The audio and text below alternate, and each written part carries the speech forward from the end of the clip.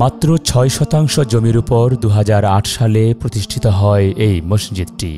নিয়মিত মসজিদে ৭০ থেকে ৮০ জন মুসল্লি নামাজ আদায় করেন, আর জুমার নামাজে অংশ নেন প্রায় ২৫০ জন। মসজিদের আশেপাশে প্রায় ২০০০ জন মুসলমান বসবাস করেন, কিন্তু বেশিরভাগ মানুষই গরিব। বর্তমানে ৩ তলা ফাউন্ডেশন করে আর এগুতে পারছে না মসজিদের নির্মাণ কাজ।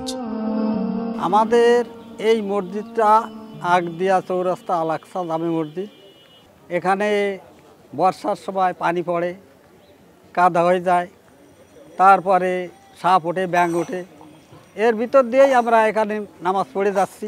আমাদের এখানকার লোক খুব দরিদ্র। এই মসজিদটা আমরা নতুন করে পাকা করে তুলবো এরকম কোনো সঙ্গতি আমাদের নেই।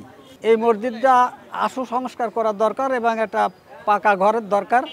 এই জন্যই আমাদের আকুল আবেদন, এই মসজিদটা অতি সত্বর যাতে পাকাকরণ করে যে ওযুখানা টানা যা কিছু দরকার, মসজিদের যা কিছু দরকার সেগুলো দিলে আমরা বাধিত হব। ভাঙা এই মসজিদেরই প্রতিদিন মক্তবে ৫০ থেকে ৬০ জন শিশু কোরআন শিখতে আসে নিয়মিত।